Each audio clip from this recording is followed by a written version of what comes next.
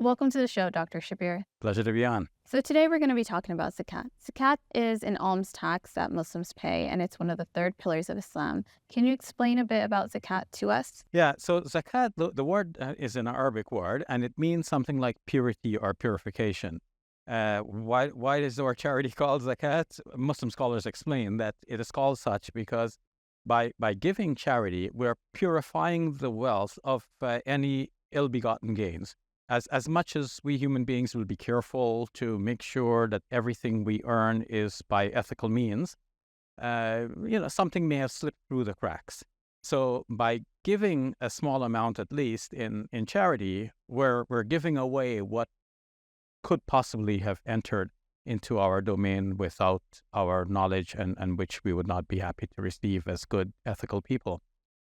So that's one aspect of purification. Another aspect they point to is that giving the charity actually purifies our own inner self, our consciousness. We would speak of the soul. It purifies the soul.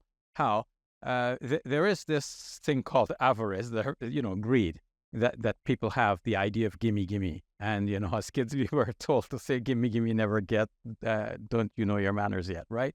So, but human beings do have that gimme, gimme attitude. They want to get more. They want to amass. And this avarice, this greed, the desire for more can actually eat up at a person. It doesn't matter how much you have, you still want more. By giving in charity, we're actually breaking that spirit of greed. And we're cultivating a new spirit, a spirit of charitableness, of gratitude, of compassion and care for other people. So we're purifying our souls, our consciousness, our thinking by giving charity. So that's why it's called zakat, according to our Muslim scholars. And I think a lot of people confuse the word sadaqah and zakat together. Sadaqah meaning charity.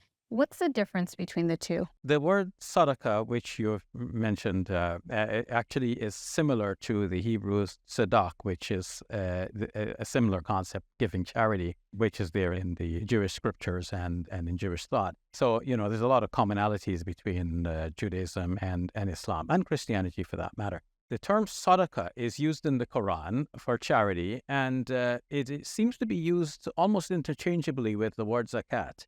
So one reading the Quran might not be able to distinguish between what is called sadaqah and what is called zakat. In fact, the 9th chapter of the Quran, the 60th ayah, Zuhra, mentions the word sadaqah, and it tells us the various ways in which sadaqah can be distributed, meaning the deserving recipients, like the poor, the needy, the traveler, and so on, who can qualify to receive zakat or sadaqah. But the term used there is sadaqah, and our Muslim scholars always explain this as being the heads of expenditure for zakat. But having said that, I should step back and clarify a little bit more that in Islamic tradition, there is thought to be a distinction between sadaqah and zakat. Zakat is thought to be the obligatory charity that every Muslim who has the means must give. And that is computed at 2.5% of one's net liquefiable assets at the end of each year, meaning the zakatable year, not necessarily the calendar year. So one's annual payment date comes up, and then one gives 2.5% of one's net liquefiable assets. So that's the obligatory portion. Whereas sadaqah, on the other hand, is thought to be the non-obligatory, the voluntary portion, over and above what is required. The Muslim, naturally, like everybody else, is going to give even more out of our charitable nature, our own personal sense of goodness, and our compassion for humanity, and so on. So that distinction is made in Muslim tradition, but in the Quran itself, it's not made. I'm not saying that this is a good or bad thing. I'm just saying that that's the fact that the Quran does not seem to make that distinction, but between the two words at least.